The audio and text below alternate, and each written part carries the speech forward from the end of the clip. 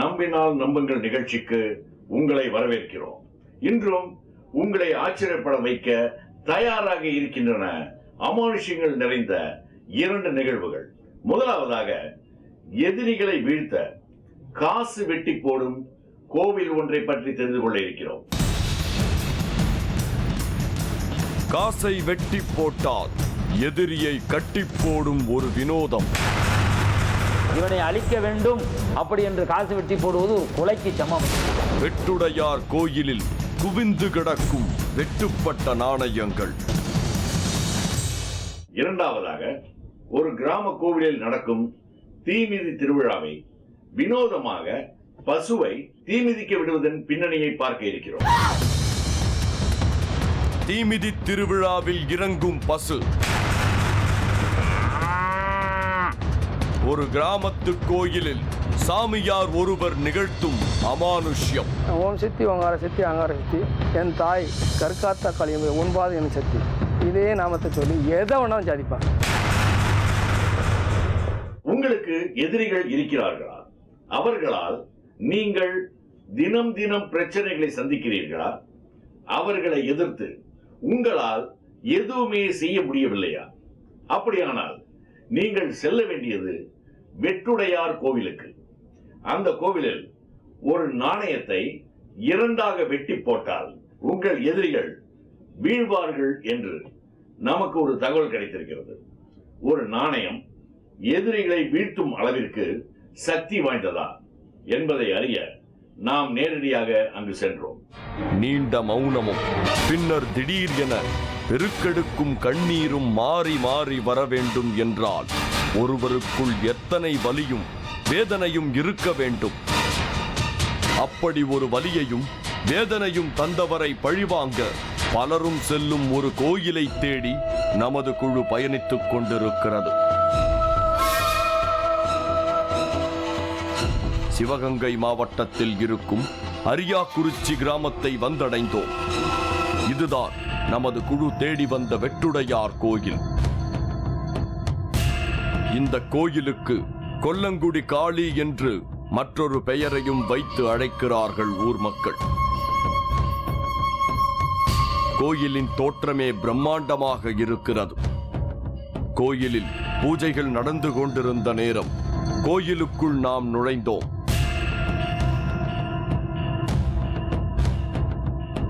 கோயிலில் இருந்து பலர் கண்ணீருடன் இருந்ததையும் பார்த்து பரபரப்பானோம்.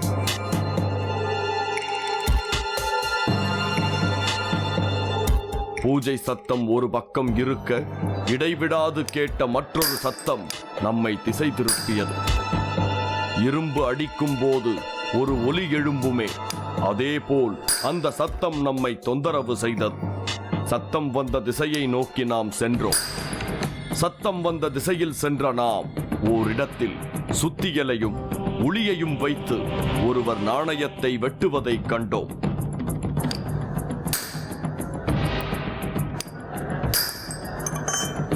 வெட்டிய அந்த நாணயத்தை பக்கத்தில் இருக்கும் ஒரு தொட்டியில் போடுகின்றார். அந்த தொட்டி முழுவதற்கும் காசுகள் தான் நிரம்பிக் கிடந்தன. எல்லா காசுகளும் வெட்டி போடப்பட்டிருந்தன. அதில் காசுகளுக்கு பக்கத்தில் சில உளிகளும் சுத்தியல்களும் கிடந்தன. அந்த காசு வெட்டி போடும் தொட்டியின் பக்கத்தில் நடப்பட்டிருந்த தூண்களில் வேண்டுதல்கள் எழுதிய பேப்பர்களை கண்டோம். இந்த காசு வெட்டி போடும் நிகழ்வை காணவே நாம் சென்னையில் இருந்து பயணித்து இந்த குக்கிராமத்தை வந்தடைந்திருக்கிறோம். இப்படி காசு வெட்டி போடுவதால் எதிரிகள் சமாதானத்திற்கு வருவார்கள் அல்லது வீழ்வார்கள் என்பது இங்குள்ள நம்பிக்கை. பெரும்பாலும் காசு வெட்டி போடுவதென்று முடிவு செய்து ஒருவர் வந்துவிட்டால் அவரின் மனநிலை மூர்க்கமாக இருக்கும் என்கிறார் சுகுமாரன். இந்த காசு வெட்டி போடுவது என்பது சிறிய காரியமும் அல்ல, அது சாதாரண விஷயமும் அல்ல. காசு ஒருத்தனை நினைத்து இவனை அழிக்க வேண்டும் அப்படி என்று காசு வெட்டி போடுவது ஒரு கொலைக்கு சமம். தங்களது பிரச்சனை தீராவிட்டால் இனி வாழவே முடியாது என்கிற நிலையில் இருக்கும் பலரும் தேடி வரும் கோயிலாக இந்த வெட்டுடையார் கோயில் இருக்கிறது. அதனால்தான் எப்போதும் கோயிலில் கூட்டம் இருந்து கொண்டே இருப்பதாக உள்ளூர் மக்கள் சொல்கிறார்கள். நாம் கோயிலில் நின்றிருந்த நேரம் ஒருவர் அம்மனிடம் கண்ணீர் விட்டு வேண்டிக் கொண்டிருந்தார். பார்க்கவே பரிதாபத்தை ஏற்படுத்திய அவரது கண்ணீருக்கு பின்னால் இருக்கும் காரணத்தை தெரிந்து கொள்ள அவரிடம் பேச்சு கொடுத்தோம். இவரிடம் இருந்து பல லட்ச ரூபாயை கடனாக பெற்ற ஒருவர் இன்று வரை அந்த பணத்தை திரும்பத் தராமல் அலைக்கழித்திருக்கிறார். அந்த பணம் இனி திரும்ப வராதோ என்கிற அச்சத்தில் வெட்டுடையார் கோயிலை நாடி வந்திருக்கிறார். என்னிடம் பணம் 10 லட்சம் ரூபாயை நகை வாங்கி தருவதாக சொல்லி நயவஞ்சகமாக ஏமாற்றி என்னுடைய தொகை அபகரித்துக் கொண்டு திரும்ப தர மறுத்து இருக்க இடமே தெரியாமல் என்னிடம் எந்த தொடர்பும் இல்லாமல் காணாமல் போன பணம் 10 லட்சம் ரூபாய் எனக்கு கிடைப்பதற்கு அருள் புரிய வேண்டும். எனக்கு வேறு வழி இல்லாமல் உங்கள் சன்னிதானத்தில் நான் நிற்கக்கூடிய அவல நிலையை ஏறிட்டு பார்த்து கயவர்களுக்கு தக்க தண்டனையை கொடுத்து எனக்கு நீதி வழங்க வேண்டும் தாயே. நீதி தேவதையான உங்களிடம் என்னுடைய கோரிக்கையை முன்வைக்கின்றேன். ஓம் சக்தி, ஓம் சக்தி, ஓம் சக்தி. காசு வெட்டி போடுதல் இங்கு முக்கிய நிகழ்வாக இருந்தாலும் சிலர் தங்களது கோரிக்கைகளை ஒரு மனுவைப் போல் எழுதி கட்டி தொங்க விடுகிறார்கள். இவர் முத்துராஜ். விருதுநகரில் இருந்து இங்கு வந்திருக்கும் இவர் தனது சொத்துக்களை அபகரித்தவர்களின் பெயர்களையும் தன்னுடைய பிரச்சனையையும் எழுதி பூசாரியிடம் கொடுக்கிறார். தன்னுடைய பிரச்சனையை கோரிக்கையாக முத்துராஜ் எழுதி போட்ட பின்னும் அவரால் அமைதி கொள்ள முடியவில்லை. கிரகக்கோளாறுகள் எதுவாக இருந்தாலும் இன்றோடு விலக்கி கொடுத்து காளிதாயே சோனக்கருப்பா முன்னாள் கூட ஐயா முத்துராசியா குடும்பத்தாரை ஏறிட்டு பார்த்து அவருக்கும் குடும்பத்துக்கு நோய் நொடியில்லா வாழ்க்கை கொடுத்து எந்த குறைகள் இருந்தாலும் அகற்றி கொடுத்து அவருடைய சொத்து இழப்புகளுக்காக காசு வெட்டி போடுறாங்க. யார் இந்த இடையூறு செஞ்சாலும் அவருக்கு புத்தி புகட்டி பாடம் புகட்டி அவருக்கு நீதி வழங்க வேண்டும் தாயே. ஓம் சக்தி. அடுத்ததாக காசு வெட்டி போட்டுவிட்டு எதையோ சாதித்த மகிழ்வில் சென்றார். அடுத்து நாம் சந்தித்த வீரணன் வீட்டில் இருந்த நகையும் பணமும் காணாமல் போயிருக்கிறது. காவல்துறையில் சென்று தன்னுடைய வீட்டில் காணாமல் போனவற்றை பற்றி வழக்கு பதிவு செய்த பின்னும் வெட்டுடையார் கோயிலுக்கு வந்திருப்பதற்கு காரணம் தன்னுடைய வீட்டில் களவு போனது தன்னுடைய தெய்வத்துக்கும் தெரியப்படுத்த வேண்டும் என்பதற்காகத்தான் என்கிறார். 4 பவன் நகை, 1 கோடி கொலுசு, தொகையாக 53,000 ரூபாயை களவாடி சென்ற கயவர்களுக்கு புத்தி புகட்டி பாடம் புகட்டி சின்னாவண்ணப்படுத்தி இவருக்கு சேர வேண்டிய பொருட்கள் இவருக்கு கிடைக்க வித்யாகாளி அருள் புரிய வேண்டும்.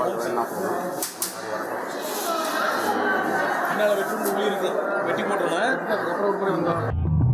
ஒரு முத்துராஜை போல ஒரு வீரணனை போல ஏராளமானோர் தங்களுடைய பிரச்சனையை சமாளிக்கும் சக்தி கேட்டு இங்கு வருகின்றனர். அது மட்டுமல்லாமல் காசு வெட்டி போட்டு செல்கின்றனர். சிலர் தங்களது பிரச்சனைக்கு காரணமாக யாரேனும் இங்கு வந்து காசு வெட்டி போட்டு சென்றிருக்கின்றனரா என்று தெரிந்து கொள்ளவும் வந்திருக்கிறார்கள்.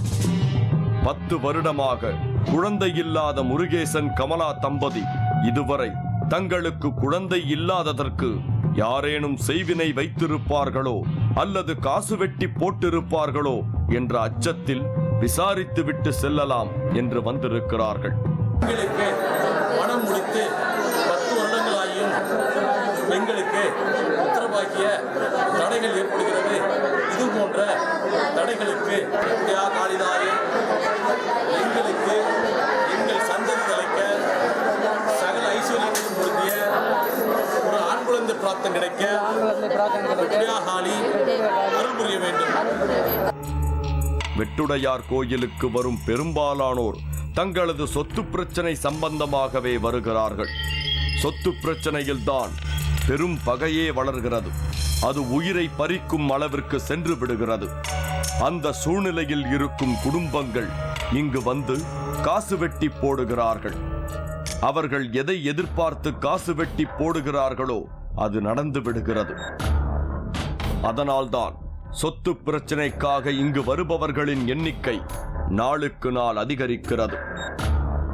பங்காளி சண்டையில் பெரியவங்களால் கொடுக்கப்பட்ட சொத்தை பின் சந்ததிகள் வந்து அதை ஏமாற்றி விட்டால் அதை ஒரு விதத்துக்கு 2 தரம் மனதில் பதிய வைப்பாள்.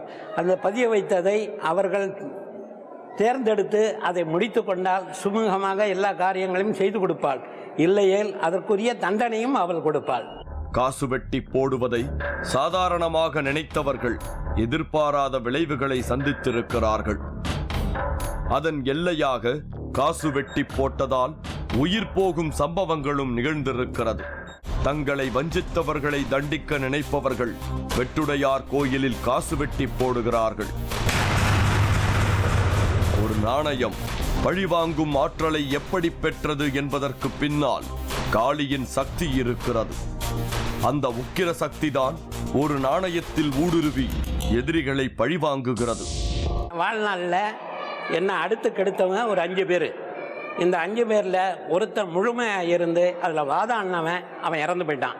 இது இந்த சமீப காலத்தில் ஒரு 6 மாதத்துக்குள்ளே நடந்த அசைக்க முடியாத ஒரு உண்மை. வெட்டுடையார் கோயிலில் ஆரம்பத்தில் காளி சிலை அமைந்திருக்கவில்லை. காவல் தெய்வம் ஐயனாரின் சிலை மட்டுமே இருந்திருக்கிறது. ஒரு நாள் ஐயனாருக்கு பூஜை செய்து வந்த பூசாரிக்கு ஒரு பெரும் சூறாவளி வருவது தெரிந்திருக்கிறது. அது மட்டுமல்லாமல் அந்த சூறாவளியில் காளியம்மன் காட்சி கொடுத்து தனக்கு கோயில் அமைக்கும்படி கேட்டிருக்கிறது. அதன்படி சிலைகள் அமைத்து வழிபாடு நடத்தி கொண்டிருக்கிறார்கள். இங்கு காசு வெட்டி போட அம்மன் சந்நிதி முன்பு நின்று வேண்டிக் கொள்ளும் போது அருகில் இருக்கும் சோன கருப்பசாமியையும் துணைக்கு அழைப்பார்களாம் கோயில் பூசாரிகள். ஏனென்றால் அம்மனிடம் வைக்கப்படும் வேண்டுதல்களை சோன கருப்பசாமிதான் நடத்தி வைப்பாராம். திருடர்கள், ஏமாற்றுக்காரர்கள் என்றாலே சோன கருப்பசாமி அதிக உக்கிரத்தை வெளிப்படுத்துவாராம். அதனால்தான் காசு வெட்டி போடுவது பெரும் விளைவுகளை ஏற்படுத்துவதாக தகவல் சொல்கிறார்கள். அம்பாள்கிட்ட சொல்லிட்டு போனவொடனே எனக்கு இந்த காரியம் நிவர்த்தி ஆகணும். அப்போ அங்கே உள்ள பூசாரிகிட்ட போகும்போது அம்பாள்கிட்ட என்ன கோரிக்கை வச்சிருக்கீங்களா, இந்த கோரிக்கை எங்களுக்கு நிறைவேற்றப்படணும் அப்படிங்கிற சோனையாவிட்ட வந்து சொல்லுவார். அந்த சோனையாவிட்ட வந்து நம்ம அம்பாளுக்கு ஈக்குவலாக உள்ள போவோம். அம்பாளுக்கு வந்து இப்போ ஒரு அரசருக்கு வந்து சேனாபதி இருக்கார்ல, அப்போ அந்த சேனாபதிங்கிறது வந்து அவளுடைய மந்திரி பிரதானின்னு சொல்கிறார். அதே மாதிரி அம்பாளுக்கு மூலவரா சேனாபதியாக இருக்கிறது. இந்த கோயிலில் பிள்ளை இல்லாதவர்கள் இங்கிருக்கும் விசிறி மரத்தில் தங்களது சேலையில் சிறு பகுதியை கிழித்து அந்த மரத்தில் கட்டுகிறார்கள். அப்படி கட்டி வேண்டிக் கொள்பவர்களுக்கு குழந்தை பிறக்கிறது. அதனால்தான் இந்த கோயிலுக்கு வரும் பெரும்பாலானோருக்கு காளீஸ்வரன், காளீஸ்வரி என்கிற பெயர் இருப்பதாக நம்மிடம் ஒரு ஆச்சரியமான தகவலை பகிர்ந்து கொண்டார் கோயில் பூசாரி. இதில் வந்து பெண்கள் வந்து தொட்டி எட்டுவா. இந்த தொட்டியெல்லாம் சாதாரண சேலை இல்லை, விலை உயர்ந்த சேலை 20,000 ரூபா 30,000 பட்டு கொண்டு வந்திருந்தாலும் சாதா 300 ரூபாய்க்கு சேலை கொண்டு வந்திருந்தாலும் அந்த சேலையை கிழிச்சு முந்தியை கிழிச்சு அதில் இந்த பழத்தை கட்டிட்டு போயிருக்கா.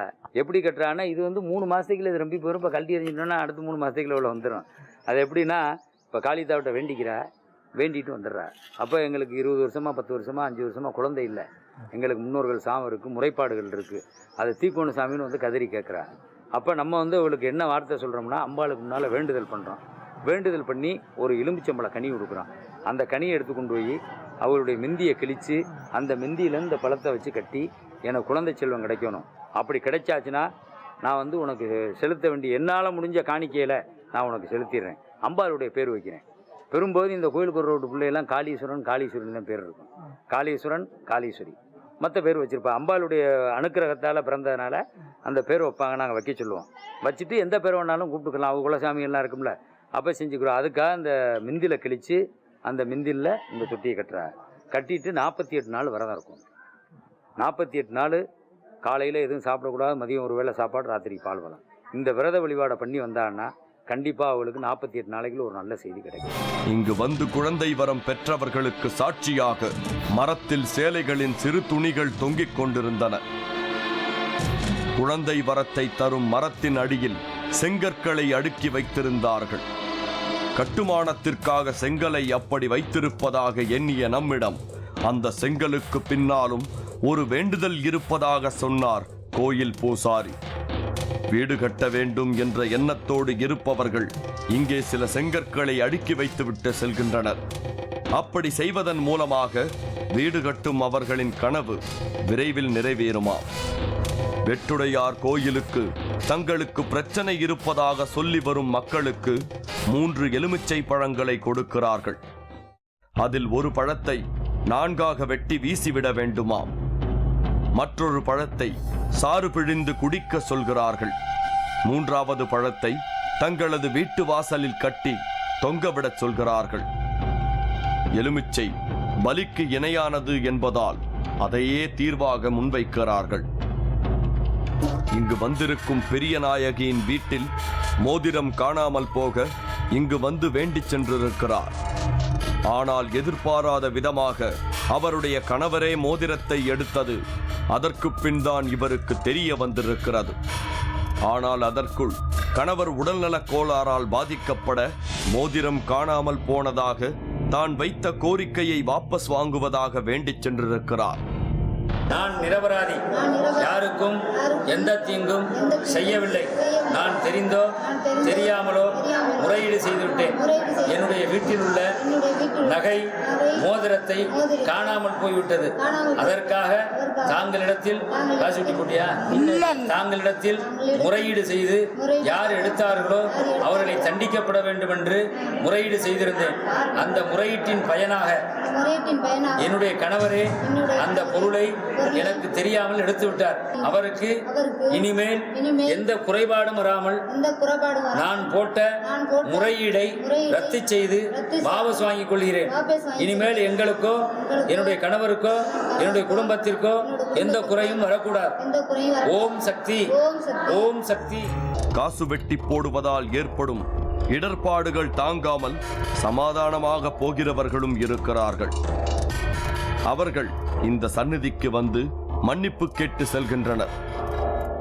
மன்னிப்பு கேட்டு சென்றால் அதற்கு பின் அவர்களின் பிரச்சனைகள் படிப்படியாக குறைவதாக சொல்கிறார்கள்.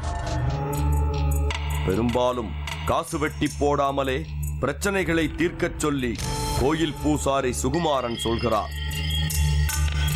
ஆனால் காசு வெட்டி போட்டே ஆக வேண்டும் என்று நினைத்து வருபவர்களை தான் ஒருபோதும் தடுக்க முடியாது என்கிறார்.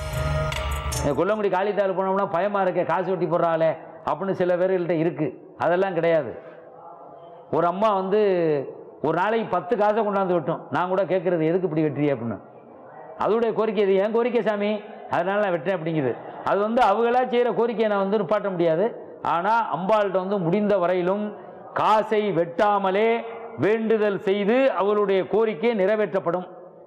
அது முடியாத பட்சத்தில் அவர்களோடு எனக்கு எந்த ஒட்டும் உறவும் வேண்டாம் என்று சொல்லக்கூடிய நிலைமையில் உள்ளவர்கள் அந்த காசை வெட்டி போடுறார். இதில் கவனிக்கத்தக்க இன்னொரு செய்தி என்னவென்றால், வெளிநாடுகளில் இருந்து வரும் சிலர் காசு வெட்டி போடும் அந்த இயந்திரத்தையும் செய்து எடுத்து வந்து விடுகிறார்களா? மலேசியா சிங்கப்பூர்லேருந்து வர்றா, வந்தாங்கன்னா ஒரு 30 பேர் 40 பேர் வர்றா, பெங்களூர்லேருந்து வர்றா. அவங்க என்ன செய்கிறாங்க, வர்றவ பூராமே 20 ரூபா சீட்டு எடுத்துக்கிட்டு நான் காசு வெட்டணும் அப்படிங்கிறா. அப்போ நான் கேட்குறேன், எதுக்குமா காசு வெட்டிய? தொழில் செய்யணும், புத்திர பாக்கியம் செய்யணும், புத்திர பாக்கியம் கிடைக்கணும் அப்படின்னு சொல்லி அதுக்காக காசு வெட்டணுங்கிறா. அதுக்கெல்லாம் வெட்டக்கூடாதுமா. பழி போடுறது, அதாவது உங்கள் சொத்து மோசடி செஞ்சு நானே நம்பிக்கை துரோகம் பண்ணுறவனுக்கு வெட்டணும் அப்படின்னு சொல்கிறான். இல்லை சாமி அதுவும் நடக்குது, நீங்கள் காசு வெட்டி தான் போடணும் அப்படின்னு வந்து சொல்கிறா. அப்போ அந்த பக்தர்களுடைய வேண்டுதலை நான் வந்து வேணாம்னு சொல்ல முடியாது. அப்போ நான் அம்பாள்கிட்ட உண்மையை அவங்கள்ட்ட உள்ளதை சொல்லி, ஏன்னா என்னுடைய கடமை உண்மையை சொல்லிட்டேன், அதை சொல்லி காசு எடுத்து கொண்டாந்து வெட்டி போட்டு தான் போகிறேன். இப்போ இந்த இங்கே காசு வெட்டுறதுக்கு இரும்பு உளி சுற்றி எல்லாம் இருக்குது. இது பூரா பெங்களூர் வந்து ஒருத்தர் வரையில் பூரா கொண்டாந்து காசு வெட்டுறதுக்கு மிஷினே கொண்டாந்து வச்சுட்டு போவார். அவரே ஒரு 20 பேரை கூட்டிகிட்டு வருவார். மிஷின் எப்படி மிஷின் செய்யணுமோ காசு வெட்டுறதுக்கு இல்லவா அதே மாதிரி கொண்டாந்து வச்சுட்டு போவார். ஆனால் 10 நாளையில் கெட்டு போயிடும். எப்படின்னா ஒரு நாளைக்கு 100 காசு 200 காசு அடிக்கிற. வெட்டுடையார் காளி கோயிலுக்கு வந்து இந்த மண்ணை மிதித்து விட்டாலே போதும் என்ற நம்பிக்கை மக்களிடத்தில் இருக்கிறது. பிறரது துன்பத்திலும் துயரத்திலும் அழிவை சந்தித்தவர்களுக்கு புகலிடமாக இந்த கோயில் இருப்பதை கண்டோம். அதே நேரம் காசு வெட்டி போடுவதால் ஏற்படும் துயரங்களை கேட்டபோது அப்படி செய்ய வேண்டாம் என்றே நமக்கு தோன்றியது. ஆனால் ஏமாற்றும் மனிதர்கள் இருக்கும் வரை இந்த கோயிலில் காசு வெட்டி போடும் சத்தம் கேட்டுக்கொண்டேதான் இருக்கும். பொதுவாக தீ மிதித்தல் அல்லது பூக்குழி இறங்குதல் என்று சொல்லப்படும் ஒரு சடங்கு நாம் எல்லோரும் அறிந்த ஒன்று. ஆனால் கிமு 500களிலேயே இப்படி ஒரு சடங்கு வழக்கத்தில் இருந்ததாக கிடைக்கும் வரலாற்று தகவல்கள் நம்மை ஆச்சரியப்பட வைக்கிறது. அதன் தொடர்ச்சியாக இன்றும் நமது குழு ஒரு கிராம கோவிலில் நடக்கும் தீமிதி திருவிழாவில் கலந்து கொள்ள இருக்கிறது. ஆனால் விசித்திரமாக மனிதர்கள் மட்டுமே பங்கு பெறும் தீமிதிக்கும் சடங்கில் முதல் முறையாக ஒரு பசு கலந்து கொள்கிறது. தீமிதி திருவிழாவில் இறங்கும் பசு ஒரு கிராமத்து கோயிலில் சாமியார் ஒருவர் நிகழ்த்தும் அமானுஷ்யம். ஓம் சித்தி ஓங்கார சித்தி அங்கார சித்தி, என் தாய் கற்காத்த களியமை உண்பாது என் சக்தி. இதே நாமத்தை சொல்லி எதை வேணாலும் சாதிப்பான். பசு ஏன் பூக்குழியில் இறக்கப்படுகிறது என்ற நம் கேள்விக்கு நாமே எதிர்பாராத பல ஆச்சரியமான அமானுஷ்யமான பதில்கள் கிடைத்தன. பசு பூக்குழியில் இறங்கும் நிகழ்வை நம் நிகழ்ச்சியில் பதிவு செய்வதற்கும் அதன் பின்னணியில் இருக்கும் அமானுஷ்யங்களை தெரிந்து கொள்வதற்கும் நாம் தயாரானோம். திருநெல்வேலி மாவட்டம் தென்காசியின் அருகே அமைந்துள்ளது காசி தர்மம் என்ற கிராமம். இங்குள்ள கருகாத்த காளியம்மன் ஆலயத்தில் நடைபெறும் திருவிழாவில்தான் பசு பூக்குழியில் இறங்கும் நிகழ்வு நடைபெறுகிறது. திருவாடுதுறை ஆதீனத்திற்கு உட்பட்ட இந்த கிராமம் முதலில் தம்புரான் குடியிருப்பு என்றுதான் அழைக்கப்பட்டிருக்கிறது. தஞ்சாவூர் பகுதியைப் போல இங்கும் நெல் முப்போகம் வளைந்ததால் அறுவடை செய்த நெல்லில் 2/3 பங்கை காசியில் உள்ள விஸ்வநாதர் ஆலயத்திற்கு அன்னதானம் செய்வதற்கு அனுப்பி வைக்கும் வழக்கம் பல தலைமுறைகளாக இந்த கிராமத்தில் கடைபிடிக்கப்பட்டு வந்திருக்கிறது. காசிக்கே தர்மம் செய்வதால் தம்புரான் குடியிருப்பு என்ற இந்த ஊர் இப்பொழுது காசி தர்மம் என்று அழைக்கப்படுகிறது. நாம் கருகாத்த காளியம்மன் ஆலயத்திற்கு சென்றபோது பூக்குழிக்கான ஆரம்பக்கட்ட ஏற்பாடுகள் தயாராகிக் கொண்டிருந்தன. பல டன் எடையுள்ள மிகப்பெரிய மரக்கட்டைகள் அடுக்கி வைக்கப்பட்டு அதன் இடையில் இனிப்பு வகைகள், பழங்கள், சர்க்கரை பொங்கல், சாதம் என்று ஒவ்வொன்றாக போடப்பட்டது. பின்பு மரக்கட்டைகளின் சுற்றிலும் சந்தனத்தை தடவி குங்குமம் வைத்து ஒரு நீளமான புடவையை கட்டைகளின் மேல் சுற்றினார்கள்.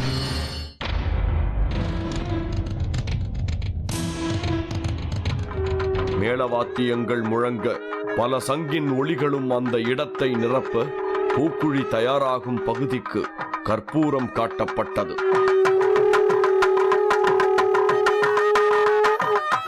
பூஜைகள் முடித்த பின்பு பூக்குழிக்காக தயார் செய்யப்பட்டிருந்த விறகுகள் கொழுந்துவிட்டு எரிய ஆரம்பித்தன.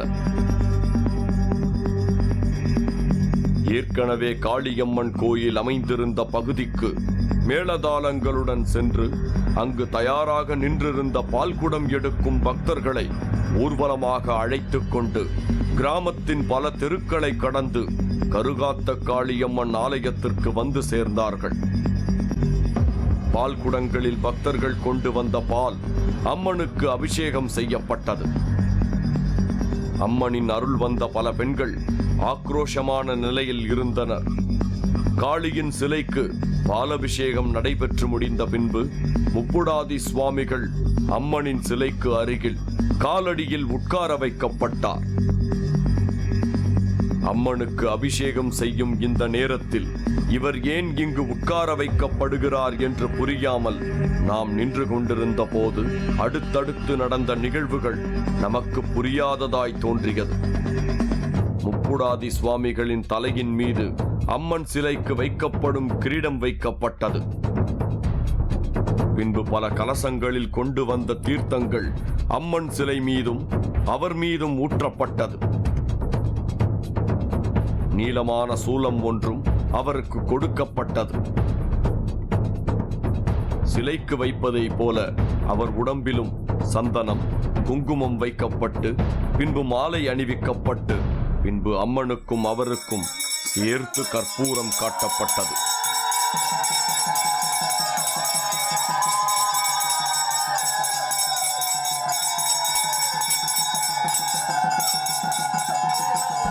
பின்பு அந்த கற்பூரத்தை கூடியிருந்த பக்தர்கள் தொட்டு வணங்கினார்கள். இரவு பூக்குழி இறங்கும் கோயில் பசு அழைத்து வரப்பட்டது. அதற்கு சில பூஜைகள் நடைபெற்றது. பசுவிற்கு செய்யப்பட்ட பூஜைகள் முடிந்த பின்பு அதன் கோமியத்தை பக்தர்கள் தங்கள் தலையில் தெளித்துக் கொண்டனர். இரவு வீதி உலா செல்வதற்காக அம்மன் அலங்காரம் செய்யப்பட்டு தயாரானது. மேளதாளங்கள் முழங்கத் தொடங்கியது.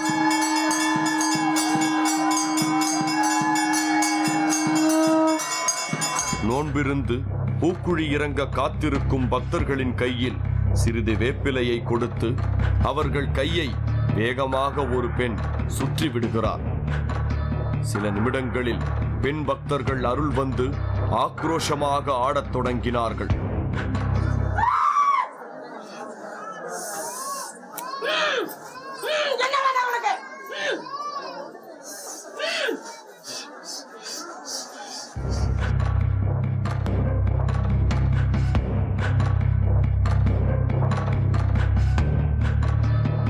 சிறிது நேரத்திற்குள் அங்கு கூடியிருந்த பெண்கள் அனைவருமே அம்மனின் அருள் வந்த நிலையில் ஆக்ரோஷமாக சத்தமிட்டவாறு ஆடத் தொடங்கினார்கள். மீண்டும் அம்மனுக்கு தீபாராதனை முடிந்தவுடன் முப்புடாதி சுவாமியிடம் விபூதி பூசிக்கொண்ட பக்தர்கள் வீதி உலா செல்ல தயாரானார்கள்.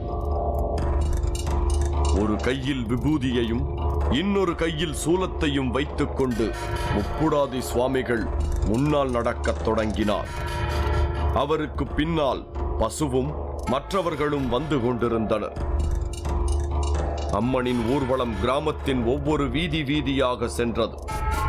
வீடுகளுக்கு வெளியேயும் தெருவிலும் காத்திருந்த மக்கள் அம்மனை தரிசித்துவிட்டு முப்புடாதி சுவாமியிடம் விபூதி பூசிக்கொண்டனர்.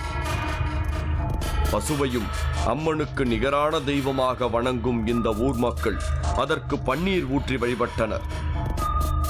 ஆங்காங்கே பசுவை நிற்க வைத்து அதற்கு பழங்களையும் ஊட்டிவிட்டு பசுவை தொட்டு வணங்கினார்கள்.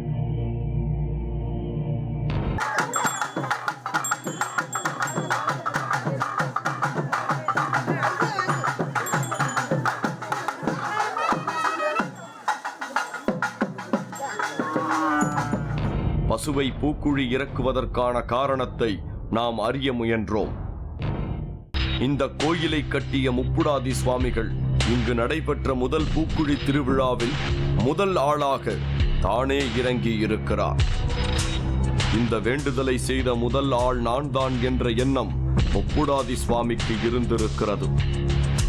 அந்த சந்தர்ப்பத்தில்தான் இனிமேல் இங்கு நடைபெறும் பூக்குழியில் முதலில் கோமாதாவை இறக்கிவிட்டு இரண்டாவதாக காப்பு கட்டி நீ இறங்கு என்று அம்மன் வாக்கு சொல்லி இருக்கிறது. பசுமாடு இறங்கிறதுக்கு முழு காரணம் அம்மா நான் சொன்னல முதல்ல சொன்ன மாதிரி நான் தான் முதல்ல பூ இறங்கினேன் அப்படின்னு சொல்லிட்டு இருந்தேன். மகனே நீ ஒரு கோமாதாவை முதல்ல இறக்கி வாடா, அதுக்கு அடுத்தபடியாக காப்பு போட்டுட்டு நீ இறங்கு, அதுக்கு அடுத்து வர பக்தர்களுக்கு உரிமை கொடு. கோமாதாவுக்கு தாண்டா நீ உரிமை கொடுக்கணும்னு இந்த அம்மா என் தாய் கற்காத்த களியம்பு என்னிடம் நேரடியாக தோன்றி பேசினான். இதன் பொருளாக முதல்ல கோமாதாவை இறக்கி விட்டேன். மனிதர்கள் பூக்குழியில் இறங்குவதற்கு கடைபிடிக்கப்படும் அனைத்து ஐதீகங்களும் பசுவிற்கும் பின்பற்றப்படுகிறது. 41 நாள் பசுவிற்கும் நோன்பு வைக்கிறார்கள். தண்ணீர் குடிப்பதற்கு கூட தனி பாத்திரம் பயன்படுத்துகிறார்கள். பசு பூக்குழியில் இறங்கும் நிகழ்வு அம்மனே பூக்குழியில் இறங்கும் நிகழ்வுக்கு சமமானதாக கருதப்படுகிறது. முதல்ல நான் கோமாதா இறக்கலை. முதல் ஆண்டில், 2வது ஆண்டு, 3வது 4வது பூக்குழியில் இப்போ கோமாதாவை என் தாய் வாக்குக்கு கட்டுப்பட்டு கோமாதாவுக்கும் 41 நாள் நோன்பு வச்சு, அதையும் காலையிலும் சாயந்தரமும் குளிக்க வச்சு, மற்ற பாத்திரங்கள்லாம் தண்ணி வைக்க மாட்டேன். அதுக்குன்னு ஒரு தனி பாத்திரம். நாம் எப்படி நோன்பு இருக்குமோ அதே மாதிரி அந்த பசுக்கும் நோன்பு வச்சு திருவாதனை பண்ணி இறக்கி கொண்டு வந்துட்டுருக்கேன். இந்த அம்மா எனக்கு கொடுத்த வாக்கு என்னென்னா, கோமாதான் இறங்கலை, கோயிலும் வளர்ச்சி அடையும், வார மக்களுக்கும் கேட்ட வரத்தை நான் கொடுக்கேன் அப்படின்னு எனக்கு நேரடியாக காட்சி கொடுத்த பொருளாக நான் அந்த கோமாதான் இறக்குவேன். எல்லா தீய சக்திகளையும் அழிக்கும் சக்தி பஞ்சகவ்யத்தில் தான் உள்ளது. பால், தயிர், நெய், கோமியம், சாணம் என்று 5ஐயும் கொடுக்கும் ஒரே சக்தி பசுவிற்கு உள்ளதால் தான் அது புனிதத்தன்மை உள்ளதாக போற்றப்படுகிறது. ஒரு ஆலயத்தை பிரதிஷ்டை செய்வதற்கு மிகவும் அத்தியாவசியமானது பஞ்சகவ்யம்.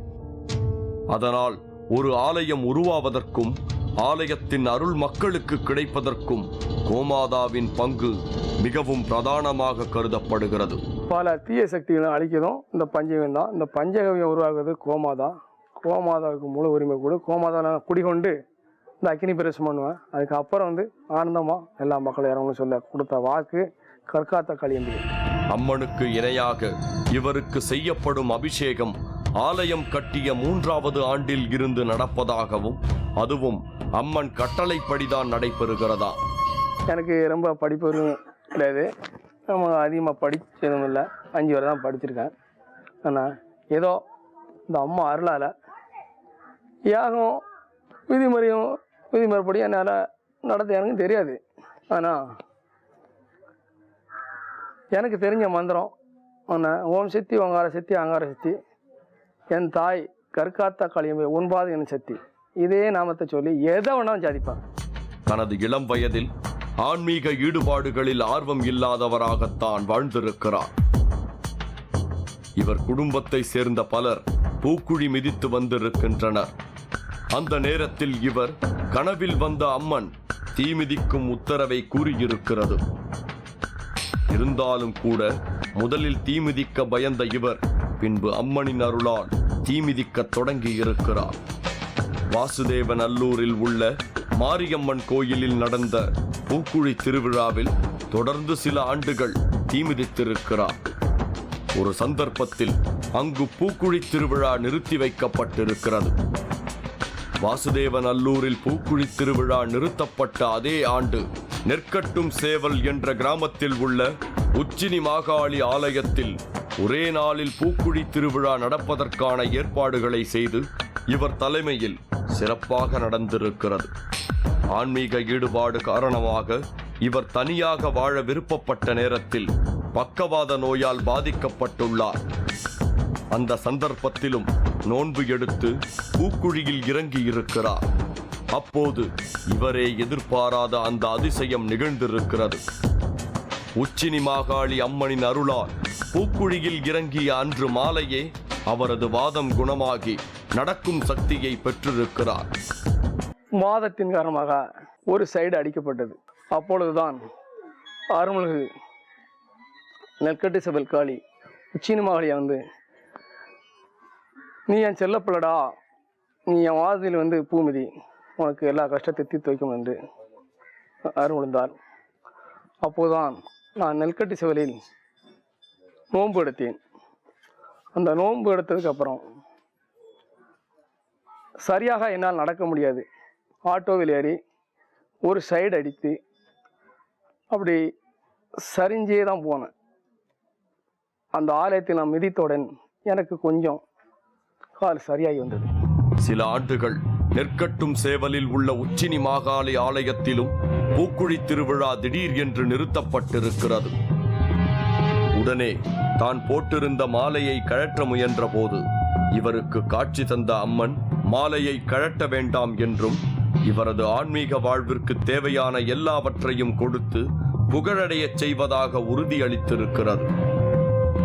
அம்மனின் கட்டளைக்கு பின்பு 1 வருடம் சில கடுமையான விரத முறைகளை பின்பற்றி வந்திருக்கிறார். இந்த சந்தர்ப்பத்தில் ஒரு சகோதரியின் உதவியால் ஆலயம் கட்டும் பணி துவங்கப்பட்டு ஒரே ஆண்டில் கருகாத்த காளியம்மன் ஆலயம் கட்டி முடிக்கப்பட்டு கும்பாபிஷேகம் நடைபெற்றிருக்கிறது. இந்த பகுதியில் திருவிழாவில் பூக்குழியில் இறங்கும் நிகழ்ச்சி சில கோயில்களில் மட்டுமே நடைபெற்று வருவதால் காசி தீர்த்தம் கிராமத்தில் பசு பூக்குழியில் இறங்கும் நிகழ்வு சிறப்பானதாக கொண்டாடப்படுகிறது.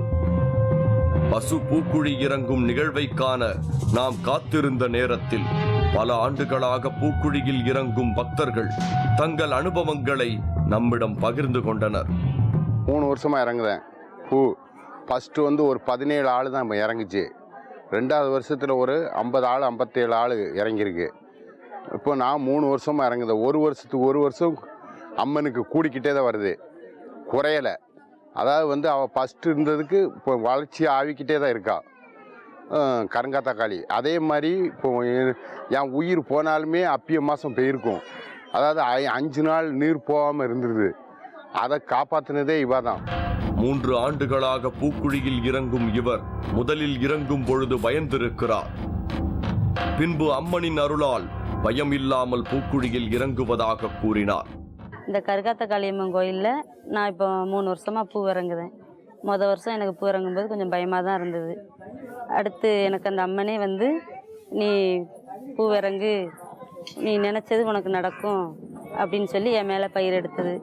மஞ்சள் பொடியும் எலுமிச்சை பழமும் இந்த கோயிலில் பிரசாதமாக கொடுக்கப்படுகிறது.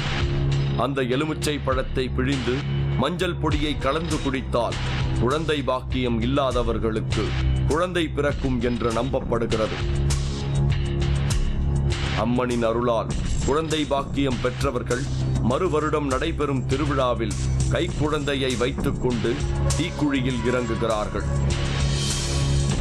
மஞ்சள் பொடியும் அந்த எலுமிச்சம்பழ அந்த சாரும் கொடுத்தாலே குழந்தை கண்டிப்பாக இந்த கருங்காத்த காளியம்மா ஒரு அடுத்த வருஷத்தில் மொதல் வருஷம் கேட்டு பாருங்க, அடுத்த வருஷம் பிள்ளையோட தான் இறங்குவாங்க. பல டன் எடையுள்ள விறகுகள் எரிந்து கனலாக மாறி பூக்குழிக்கு தயாராக இருந்தது. வீதி உலா சென்ற அம்மன் பூக்குழிக்கு முன்பாக கொண்டு வந்து வைக்கப்பட்டது. பசு பூக்குழியில் இறங்கும் அதிசய நிகழ்வை காண வந்த பக்தர்கள் அனைவரும் அமைதியாக பூக்குழியை சுற்றி உட்கார்ந்து கொண்டிருந்தனர். பூக்குழி இறங்கும் பக்தர்களும் தயாராக நின்று கொண்டிருந்தனர். பசு பூக்குழியில் இறங்குவது அம்மனே இறங்குவதற்கு சமமானது என்பது பக்தர்களின் நம்பிக்கை. அதனால் அந்த நிகழ்வை காண ஆவலுடன் பக்தர்கள் காத்திருந்தனர். பூக்குழியின் அருகில் அழைத்து வரப்பட்ட பசுவின் மூக்கணாங்கயிற்றை ஆதரவாக பிடித்துக் கொண்ட ஒரு பெண் பக்தருடன் சேர்ந்து பசு பூக்குழியில் இறங்கியது.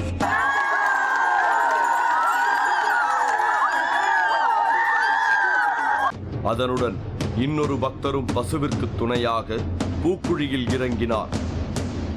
பசு பூக்குழியில் இறங்கிய பின்பு தரையில் சிதறிய தீக்கணல்களை 2 பக்தர்கள் வேப்பிலையை கொண்டு பூக்குழியில் தள்ளிவிட்டனர்.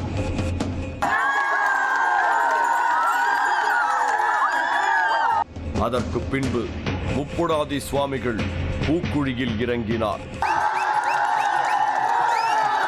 அவர் சென்ற பின்பு மற்ற பக்தர்கள் அனைவரும் பக்தி பரவசத்துடன் பூக்குழியில் ஒவ்வொருவராக இறங்கத் தொடங்கினார்கள். கைக்குழந்தைகளை வைத்துக்கொண்டு ஆண்களும் பெண்களும் பூக்குழியில் நடந்து சென்ற காட்சி பார்ப்பதற்கே பதைபதைப்பாக இருந்தது.